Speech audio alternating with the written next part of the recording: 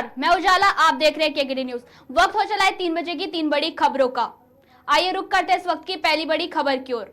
राजस्थान में दूसरे चरण का मतदान 26 अप्रैल को होने वाला है, जिसको लेकर पीएम मोदी खुद कल बांसवाड़ा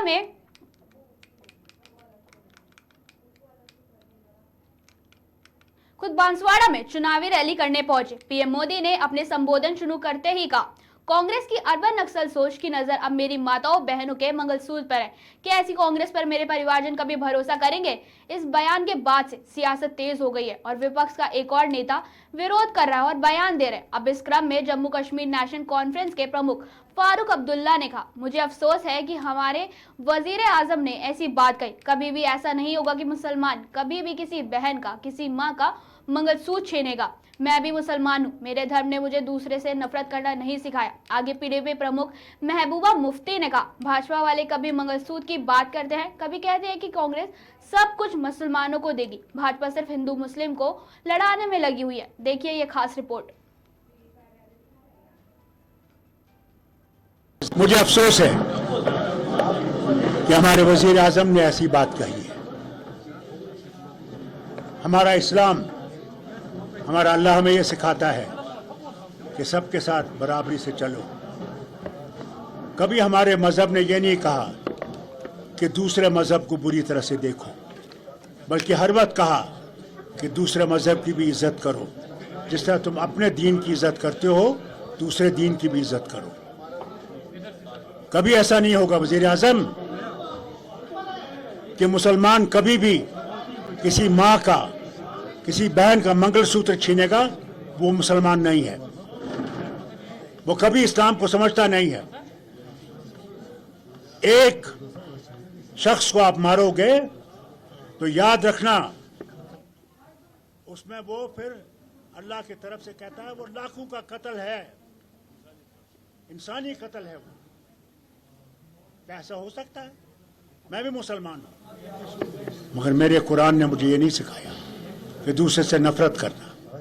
मैं उतना ही हिंदू से मोहब्बत करता हूँ जितना मैं सिख से, मुसलमान से मोहब्बत करता हूँ। मैं समझता हूँ वो भी तरक्की करेगा, हम भी तरक्की करेंगे, उसी से ये भारत उठेगा। देखिए, जो लग रहा था, जो बीजेपी नारा दे रही थी 400 पार और 370, वो सारा उसका वो जो है उसकी फूंक निकल गई। क्योंकि आपने देखा जिस तरह से बीजेपी वाले कभी मंगलसूत्र की बात करते हैं, कभी कहते हैं कि कांग्रेस सब कुछ ले जाके मुसलमानों को देगी। मतलब एक कम्युनल माहौल बनाया जा रहा है। उससे लगता है कि एनडीए को, बीजेपी को पता चल चुका है कि जो इंडिया ब्लॉक है वो दिन ब दिन पेशरफ्त कर रहा है और जो रिजल्ट आने वाले होंगे वो इंडिया ब्लॉक के हक में होंगे। वो सबको हैरान करने वाले होंगे, क्योंकि नौजवान सोचता है कि अगर मुझे नौकरी देगा तो वो इंडिया ब्लॉक देगा, अगर महंगाई कम करेगा तो वो इंडिया ब्लॉक करेगा। बीजेपी सिर्फ हिंदू मुस्लिम को लड़ाने में लगी हुई है। जो जम्मू कश्मीर को खुली जेल बनाया गया है, अभी भी आपने सुना कि अनंतनाग से, बिजबेहरा से, पुलवामा से, शुपियन से नौजवानों को गिरफ्तार किया जा रहा है। तो उनकी बात कौन करेगा? कौन करता है? जो जम्मू कश्मीर के इस वक्त मसले मसाइल है, उनकी बात पार्लियामेंट में कौन करेगा? तो ये बात लोगों को धीरे धीरे समझ आ रही है और उनको लगता है पीडीपी ने पिछले 5 साल लगातार जम्मू कश्मीर के मुश्किलात की बात की है और आने वाले वक्त में भी अगर कोई जमात, क्योंकि नेशनल कॉन्फ्रेंस के 3 मेंबर पार्लियामेंट थे पिछले 5 साल, मुझे बताइए कहाँ उनकी, कब उन्होंने बात की? अगर बात की पार्लियामेंट के बाहर तो हमने की, अगर मसला उठाया तो हमने उठाया। इसलिए लोगों को ये एहसास हो रहा है कि पीडीपी ही उनके मसले मसाइल की बात कर सकती है। देखिए, बीजेपी जो है ना ध्यान भटकाना चाहती है बेरोजगारी से, महंगाई से, जो लोगों, जो मुल्क में जो बलात्कारी है उनको अपने साथ लिए घूमती है। जो उन्होंने कहा था गैस सिलेंडर की कीमत 450 कर देंगे, आज 1200 की है। कहा था 15 लाख रुपए हर अकाउंट में जमा होगा, वो तो नहीं हो गया। 20 करोड़ नौकरियां तो वो दे नहीं सके। इसलिए ध्यान भटकाने के लिए वो इस किस्म की बातें करती हैं। कभी कहते हैं मांस मछली खाने वाले हैं मुसलमान, कभी कहते हैं मंगलसूत्र भी आपका मुसलमान लेगा। तो हिंदू मुस्लिम को झगड़ा कराने के बजाय अलावा और कांग्रेस का क्रिटिसाइज करने के अलावा इनके पास कोई मंशूर नहीं है। नेशनल कांग्रेस एनकैश करना चाहती है, जो मुश्ताक बुखारी का बयान आया कि वो महबूबा जी को सपोर्ट करेगा। देखिए, जितने भी गुजर हैं, हमारे गुजर तबके के, मैंने उनके लिए काम किया। ट्राइबल जितने हैं, बकरवाल जितने हैं, पहाड़ी जितने हैं, वो समझते हैं महबूबा मुफ्ती उनके साथ। बहुत मुश्किल वक्त में खड़ी रही है। ये बीजेपी का सवाल नहीं है, ये जम्मू कश्मीर का सवाल है और उस पीर पंचाल का सवाल है, जहां मुफ्ती साहब ने बहुत ज्यादा काम किया, जहां मुफ्ती साहब ने लोगों को आदमी तहफ़्फ़ुज़ दिया, जहां मुफ्ती साहब ने मुगल रोड बनाया, जहां मुफ्ती साहब ने बाबा गुलाम शाह पातशाह यूनिवर्सिटी बनाई। खासकर जो लोग वहां डरे थे, सहमे थे, उनको सर उठा के जीने का मौका दिया। तो उसमें गुजर है, पहाड़ी है, बकरवाल है, सब महबूबा मुफ्ती के साथ है। मुझे अफसोस है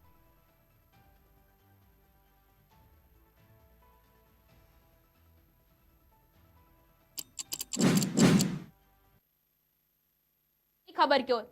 राजस्थान के टोंक सवाई माधोपुर लोकसभा सीट पर प्रचार के लिए प्रधानमंत्री नरेंद्र मोदी ने हनुमान जयंती पर बजरंगबली की जयकार के साथ भाषण शुरू किया और प्रधानमंत्री नरेंद्र मोदी ने टोंक में जनसभा को संबोधित करते हुए कहा, आप सभी का प्यार, आशीर्वाद और उत्साह मुझे प्राप्त हुआ। आज राम भक्त हनुमान जी की जयंती का पवित्र दिन है। पूरे देश को हनुमान जयंती की बहुत बहुत शुभकामनाएं।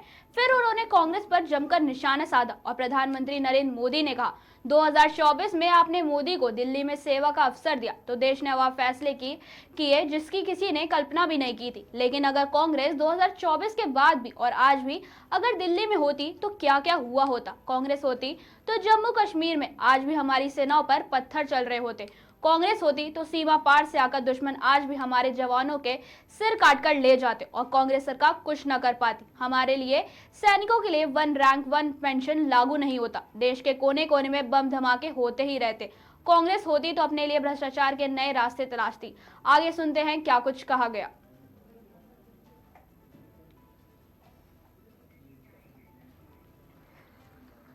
साथियों, 2014 में आपने मोदी को दिल्ली में सेवा का अवसर दिया तो देश ने वो फैसले लिए जिसकी किसी ने कल्पना भी नहीं की थी। लेकिन आप सोचिए, अगर कांग्रेस 2014 के बाद भी और आज भी अगर दिल्ली में कांग्रेस की सरकार होती तो क्या क्या हुआ होता। कांग्रेस होती तो जम्मू कश्मीर में आज भी हमारी सेनाओं पर पत्थर चल रहे होते। चलते कि नहीं चलते? कांग्रेस होती तो सीमा पार से आकर दुश्मन आज भी हमारे जवानों के सिर काटकर ले जाते। कांग्रेस सरकार कुछ न करती। कांग्रेस होती तो ना हमारे फौजियों को 1 रैंक 1 पेंशन लागू होती और ना ही हमारे पूर्व सैनिकों को 1 लाख करोड़ रुपया मिलते। कांग्रेस होती तो देश में आए दिन देश के कोने कोने में सीरियल ब्लास्ट, बम धमाके होते ही रहते, निर्दोष लोग मरते ही रहते। कांग्रेस ने तो राजस्थान में जो सीरियल ब्लास्ट हुए थे, बम धमाके हुए थे, उन दोषियों को बचाने का घोर पाप भी किया है। कांग्रेस होती तो कोरोना के समय ना किसी को मुफ्त राशन मिलता और ना ही किसी को मुफ्त वैक्सीन मिलती। कांग्रेस होती तो देश में महंगाई से हाहाकार मचा होता। कांग्रेस पार्टी देश की मुसीबत में अपने लिए भ्रष्टाचार के नए मौके तलाशती। और राजस्थान के मेरे भाइयों और बहनों, आप लोग तो कुछ महीने पहले ही कांग्रेस के पंजे से मुक्त हुए हैं।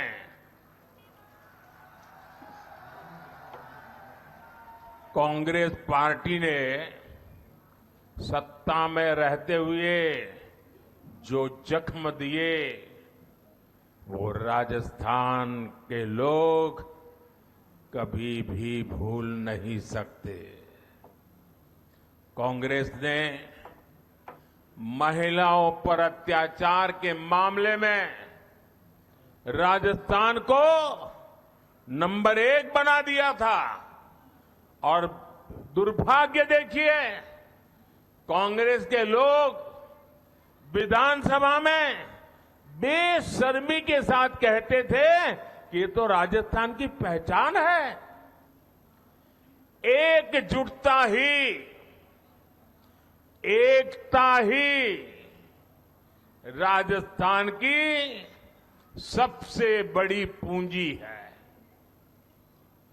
याद रखिएगा, जब जब हम बटे हैं तब तब देश के दुश्मनों ने फायदा उठाया है। अब भी राजस्थान को बांटने की, यहां के लोगों को बांटने की पूरी कोशिशें हो रही हैं। इससे राजस्थान को सावधान रहने की जरूरत है। साथियों, अभी परसों जब मैं राजस्थान आया था तो मेरा एक 1.5 मिनट का भाषण, 90 सेकंड का भाषण, और मैंने कुछ सत्य देश के सामने रखा और पूरी कांग्रेस और इंडी गठबंधन में ऐसी भगदड़ मची है, ऐसी भगदड़ मची है। मैंने सत्य रखा देश के सामने। कांग्रेस आपकी संपत्ति छीनकर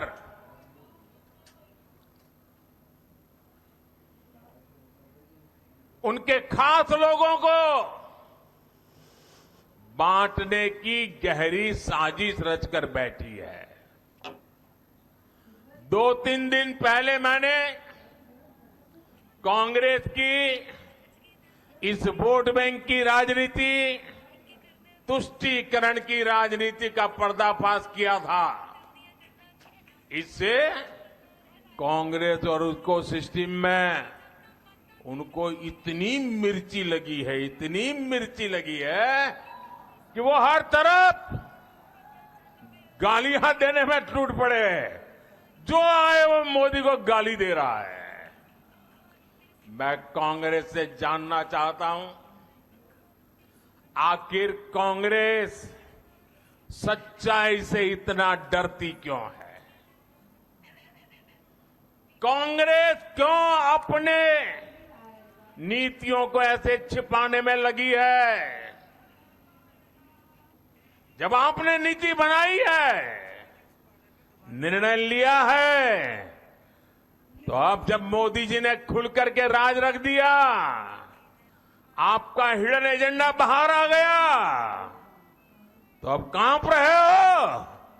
अरे हिम्मत है तो स्वीकार करो, हम आपसे मुकाबला करने के लिए तैयार हैं। आपका प्यार, आपके आशीर्वाद, आपके उत्साह, सब कुछ मुझे पहुंच गया।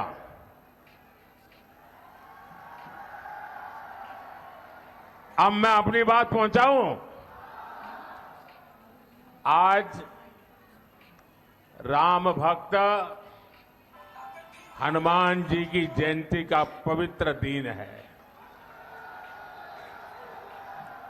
पूरे देश को हनुमान जयंती की बहुत बहुत शुभकामनाएं।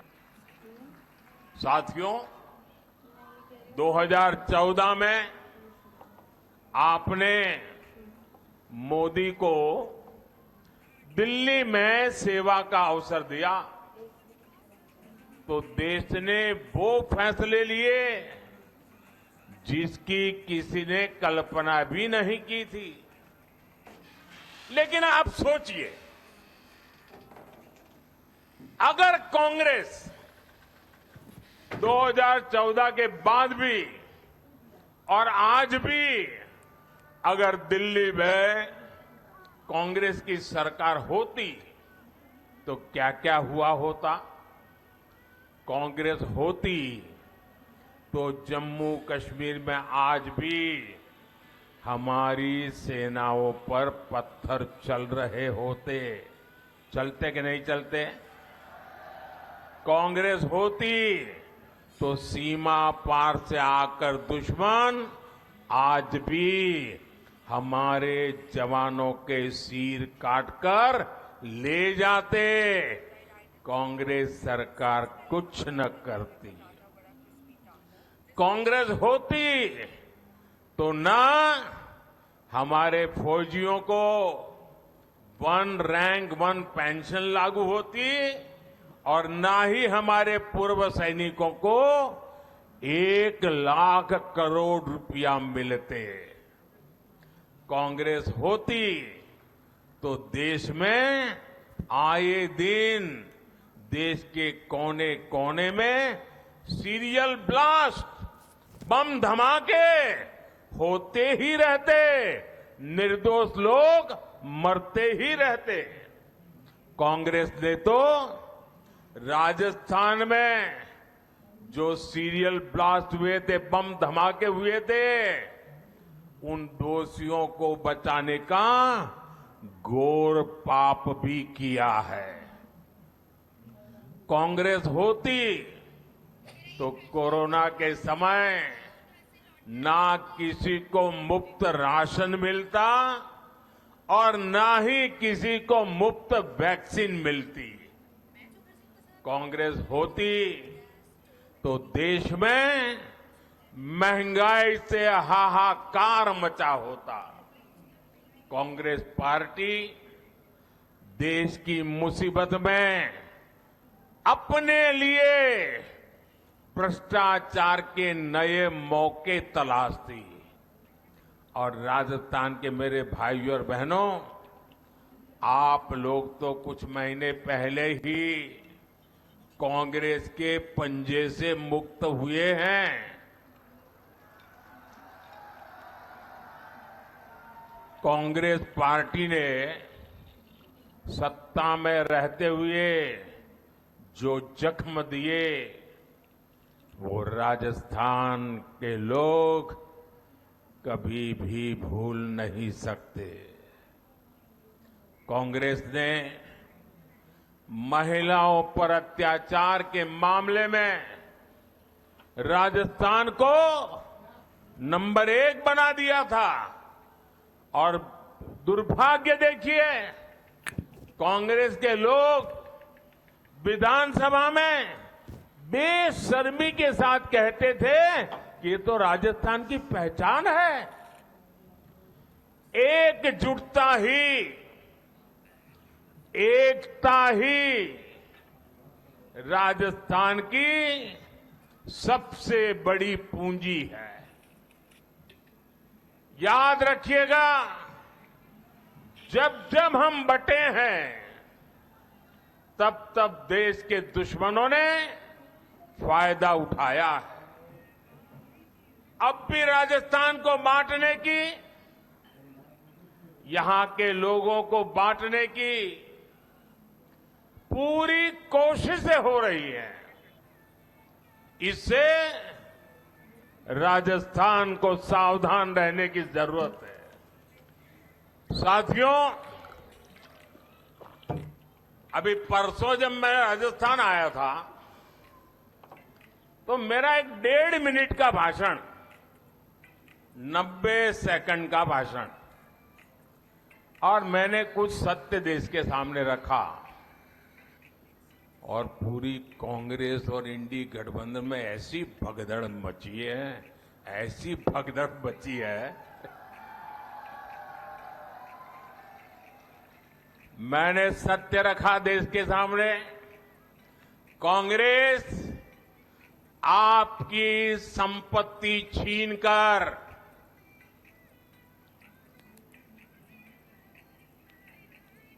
उनके खास लोगों को बांटने की गहरी साजिश रचकर बैठी है। 2-3 दिन पहले मैंने कांग्रेस की इस वोट बैंक की राजनीति, तुष्टीकरण की राजनीति का पर्दाफाश किया था। इससे कांग्रेस और उसको सिस्टम में उनको इतनी मिर्ची लगी है, इतनी मिर्ची लगी है कि वो हर तरफ गालियां देने में टूट पड़े। जो आए वो मोदी को गाली दे रहा है। मैं कांग्रेस से जानना चाहता हूं, आखिर कांग्रेस सच्चाई से इतना डरती क्यों है? कांग्रेस क्यों अपने नीतियों को ऐसे छिपाने में लगी है? जब आपने नीति बनाई है, निर्णय लिया है, तो अब जब मोदी जी ने खुल करके राज रख दिया, आपका हिडन एजेंडा बाहर आ गया, तो अब कांप रहे हो? अरे हिम्मत है तो स्वीकार करो, हम आपसे मुकाबला करने के लिए तैयार हैं। आपका प्यार, आपके आशीर्वाद, आपके उत्साह, सब कुछ मुझे पहुंच गया।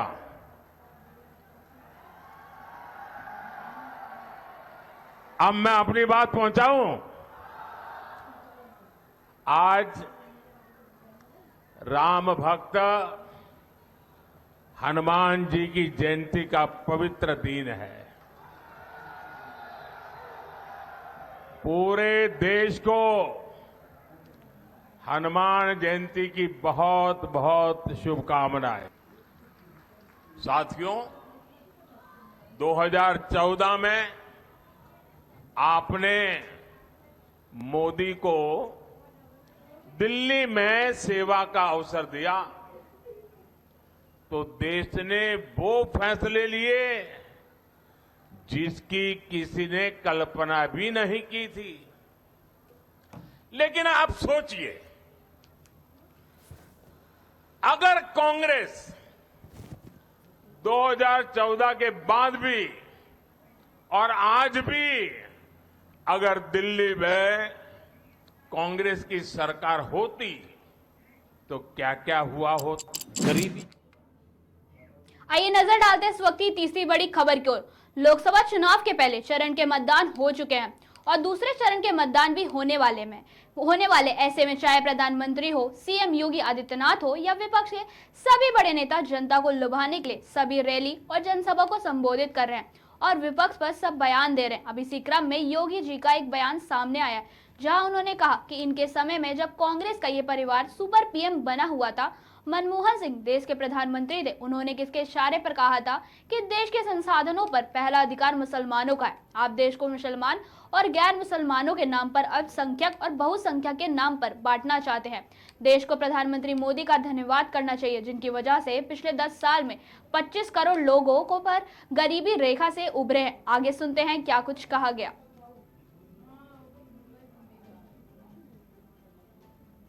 गरीबी हटाओ, ये 1970 के दशक में कांग्रेस ने नारा देश को दिया। गरीबी कभी हट नहीं पाई। कांग्रेस 6 दशक तक इस देश के अंदर, 6 दशक से अधिक समय तक उन्होंने देश के अंदर शासन किया और इन 6 दशक से अधिक समय तक दादी से लेकर के पोते तक उसी नारे को लगा करके देश की जनता की आंखों में धूल झोंकने का कार्य कर रहे हैं।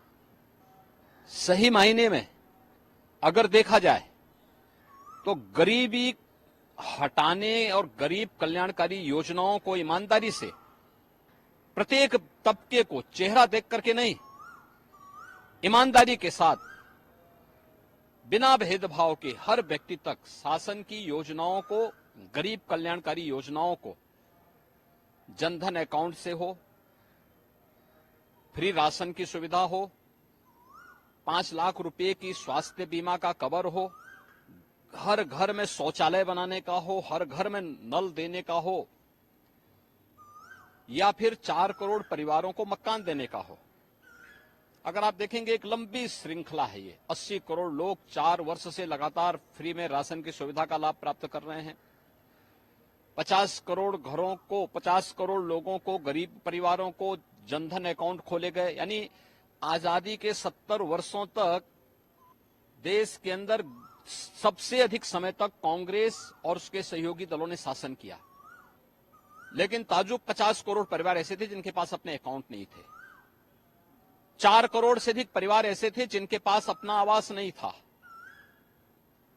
60 करोड़ परिवार ऐसे थे जिनके पास उपचार के लिए संसाधन नहीं थे, दवा के लिए पैसा नहीं था। 2.5 करोड़ परिवार ऐसे थे जिनके घर में बिजली नहीं जल पाई थी आजादी के बाद भी।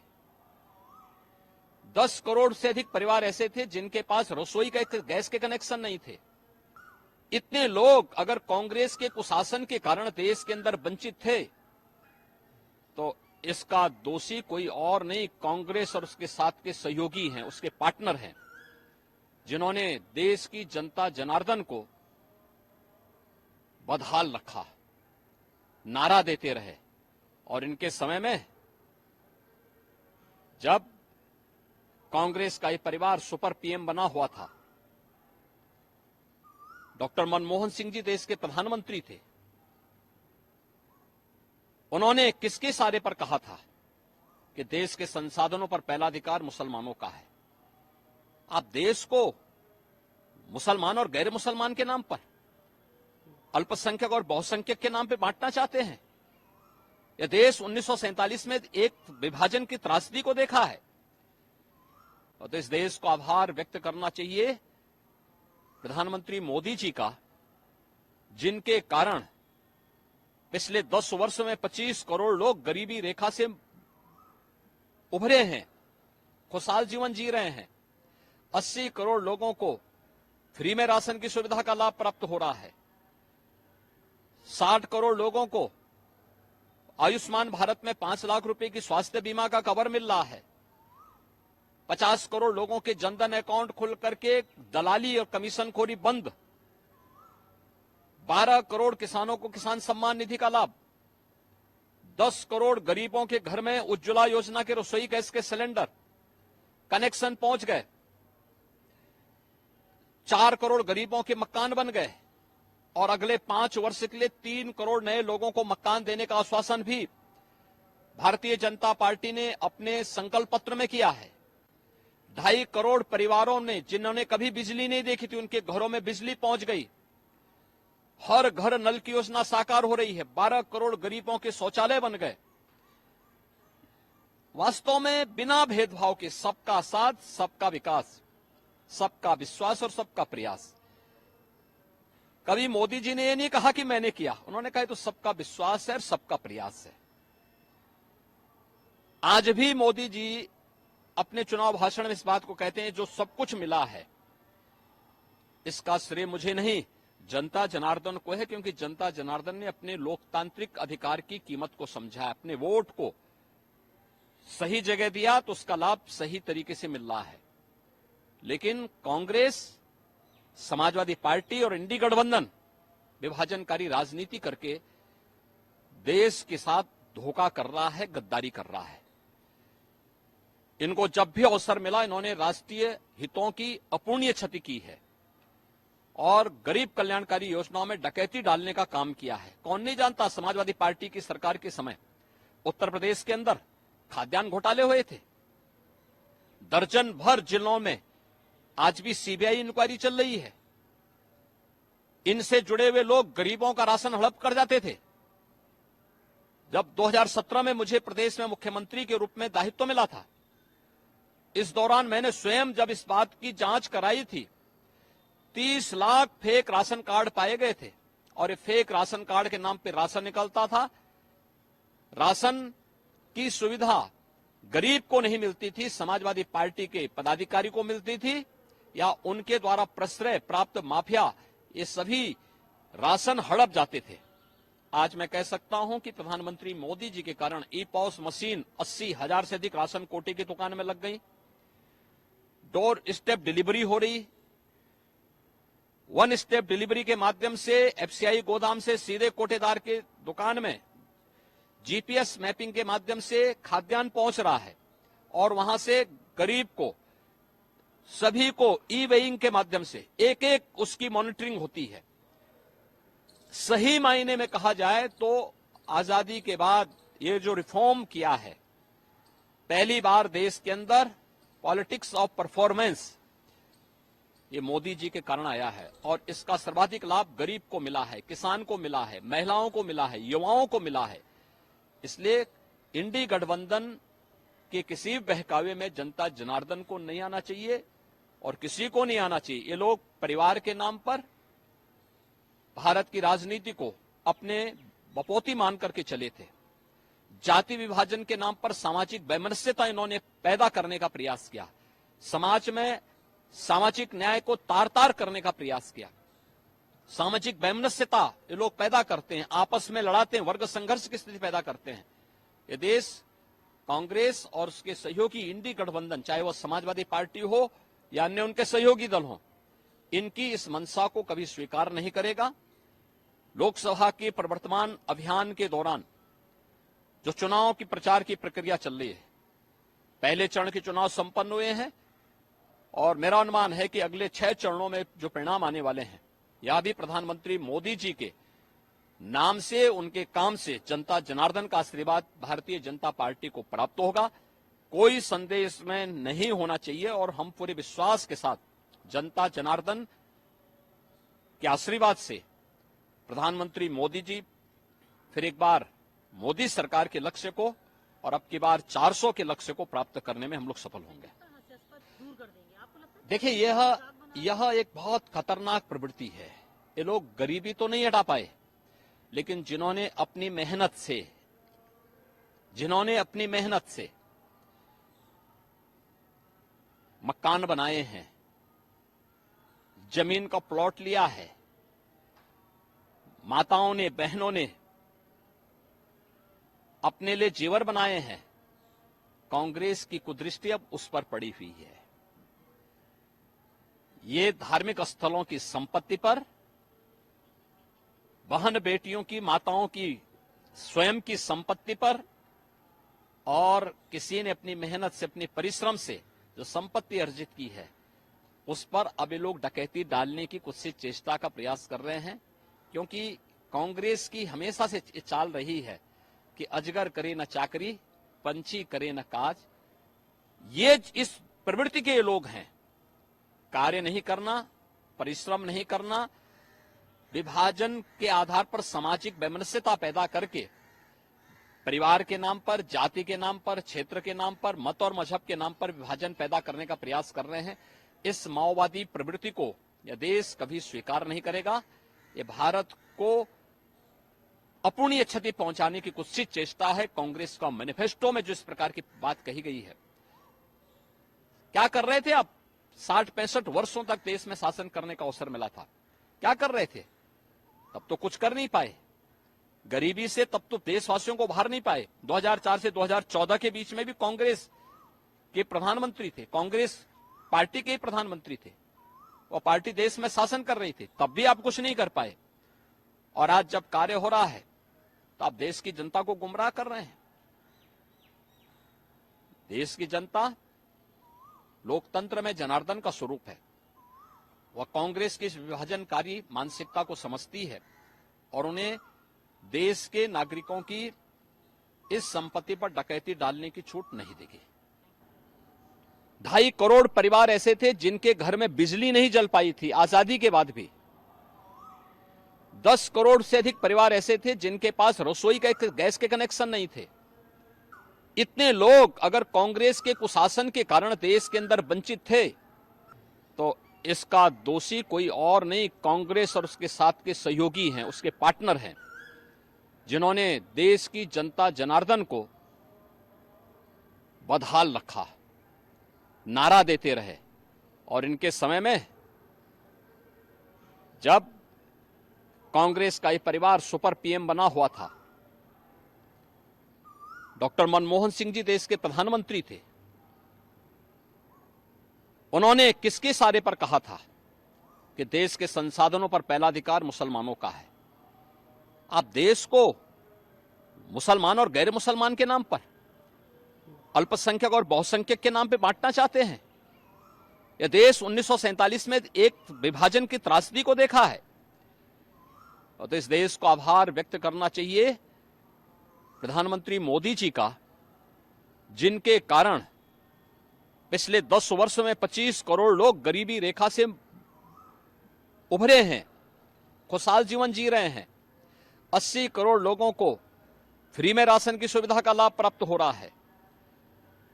60 करोड़ लोगों को आयुष्मान भारत में 5 लाख रुपए की स्वास्थ्य बीमा का कवर मिल रहा है। 50 करोड़ लोगों के जनधन अकाउंट खुल करके दलाली और कमीशनखोरी बंद। 12 करोड़ किसानों को किसान सम्मान निधि का लाभ। 10 करोड़ गरीबों के घर में उज्ज्वला योजना के रसोई गैस के सिलेंडर कनेक्शन पहुंच गए। 4 करोड़ गरीबों के मकान बन गए, और अगले 5 वर्ष के लिए 3 करोड़ नए लोगों को मकान देने का आश्वासन भी भारतीय जनता पार्टी ने अपने संकल्प पत्र में किया है। 2.5 करोड़ परिवारों ने, जिन्होंने कभी बिजली नहीं देखी थी, उनके घरों में बिजली पहुंच गई। हर घर नल की योजना साकार हो रही है। 12 करोड़ गरीबों के शौचालय बन गए। वास्तव में बिना भेदभाव के सबका साथ, सबका विकास, सबका विश्वास और सबका प्रयास। कभी मोदी जी ने यह नहीं कहा कि मैंने किया, उन्होंने कहा तो सबका विश्वास है और सबका प्रयास है। गरीबी हटाओ।